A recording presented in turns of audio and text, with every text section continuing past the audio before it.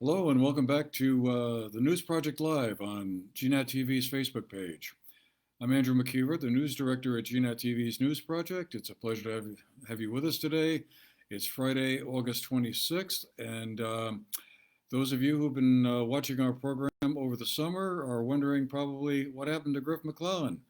Well, Griff went back to college, Oklahoma State University, out there in I don't remember the name of the town where it is. I know it's not Norman, Oklahoma. That's where the University of Oklahoma is. And there's an important difference between the two, as I found out over the course of the summer when we were partnering together. It certainly was a lot of fun to do the summer edition with him. But now summer is almost over, and back to just me by myself here. So anyway, just a few stories to share with you this day before we head into the weekend.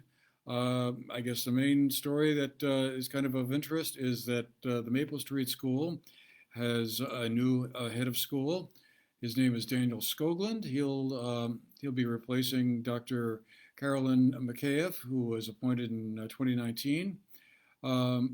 Skoglund is a graduate of Middlebury College in 2005 and most recently was serving as the assistant head of school and dean of students at the Millbrook School in Millbrook, New York.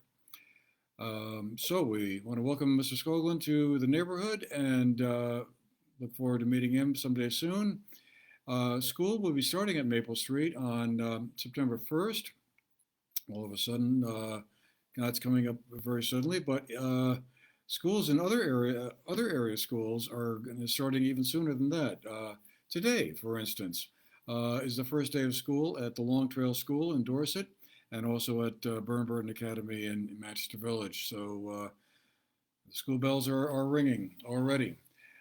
Arlington Memorial High School will be starting on Wednesday, the 31st of August, as will all the BRSU schools, elementary and middle schools in Sunderland, Manchester, Dorset, Danby, and Londonderry. So I'm assuming that most educators are looking forward to something closer to a normal year than what we've seen in the last couple of years. Everyone was figuring last year at this time would be a return to normal after year one of the COVID-19 pandemic. But then along came the Delta variant, which upended things a lot, as you all recall, last August and September.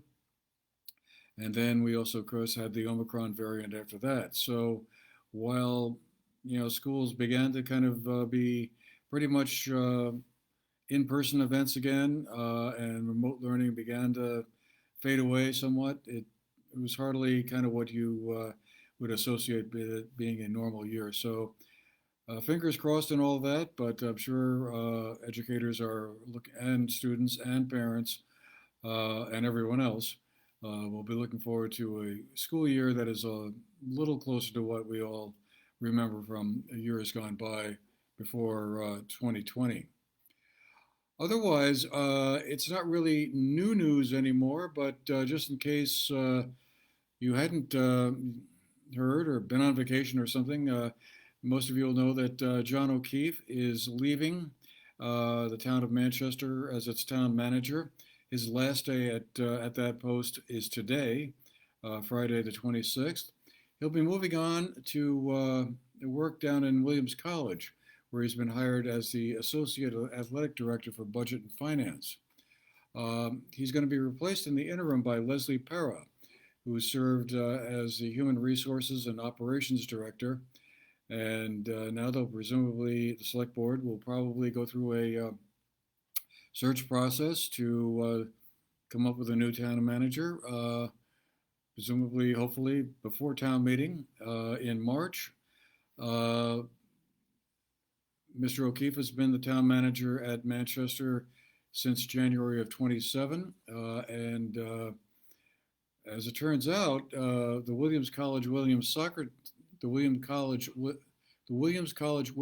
team, will be among those taking part in a college soccer tournament at the Manchester Recreation Park at the Applejack Stadium there That will be happening on September 10th through the 11th, and it will feature Castleton University, the Massachusetts Institute of Technology, and Claremont Mudd Scripps Colleges of Claremont, California, along with the Williams College team. So those four women's college soccer teams will be playing that weekend, and it would be a surprise if Mr. O'Keefe, who, as many of you know, put a lot of effort into upgrading the rec park and building up the facilities there and the programs there, college soccer being a big part of that.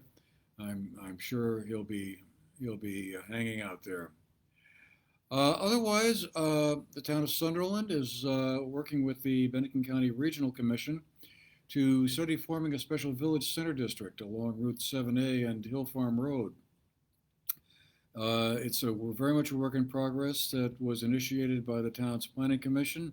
Now is before the select board, and working with the BCRC and the state's agency of Commerce and Community Development, which oversees the village center designations around the state. It's the precise boundaries are still being explored. Basically, the idea is likely to kind of consist of a stretch of Route 7A, roughly from our building here, that houses the McGaw Graphics building, which houses us and McGaw Graphics and the Bennington Rutland Supervisory Union, down 7A to the historic Ira Allen House, and then with a little sidebar on Hill Farm Road, possibly as far as the historic church at the top of the hill across the street from the town cemetery, possibly going a little bit farther to include the Hill Farm Inn. Very much, as I said, a work in progress at this point. But the advantages are that under this village center designation, according to the state's, the Agency of Commerce and Community Development's website, it's a program that supports the revitalization efforts of small, medium-sized historic centers, and the designation brings financial incentives, training, and technical assistance needed to attract new businesses and vitality to some of the smaller communities. And once designated, a community may apply for neighborhood development area designation that brings additional benefits to build new housing within walking distance of the village center. So, interesting piece of business right here in our own backyard, and we will be following that one with great interest as well. Turning to politics just for a quick second, now that the primaries are over, the election season begins, I guess you could say, in earnest. GNAT is hoping to host debates and discussions between the major party candidates for the governor post, lieutenant governor, U.S. Congress, and U.S. Senate. Dates are very much still up in the air and being worked out, but we hope that by the end of October, we'll have had conversations for those four positions with the Republican and Democrat Party candidates, and giving you all an opportunity to, sort of inform your voting choices and hear from them about what their positions are on the major issues facing the state. We're also hoping to have a conversation between the two candidates who are running for the district that includes Dorset, Danby, Landgrove, Peru, and Mount Tabor. The two candidates there, Mike Rice and William Giotti, are competing head-to-head in that general election, and hope to have both of them here at the studio sometime soon to hear from them. As you all know, also, the three candidates who ran for the county sheriff's position in the Democratic Party primary will be back. James Gully Jr. won that primary running as a Democrat. He will be on the ballot, of course, but Bo Alexander, who finished third in that race, will also be running as an independent. And Lieutenant Joel Howard, who was also competing for that nomination, will be on the ballot running as a Republican this time. So we'll have a chance to follow that one a little bit further as well. And finally, if you're looking for something to do this weekend, the Bonneville Fair is going to be back. It's the oldest continuously operating agricultural fair in Vermont. It'll be back this weekend for its 224th year, with food and contests and music and all kinds of events and fun for the family. So might be something to think about doing if you've got no particular plans for this coming weekend. It'll be starting Friday later today, and running through Sunday at the fairgrounds on Route 30, just on the other side of Win Hall. So it's always been fun. All right, well, that'll do it for us for today. Thank you again for very much for being with us, and we'll see you again next week. Take care. Have a great weekend. Thank you.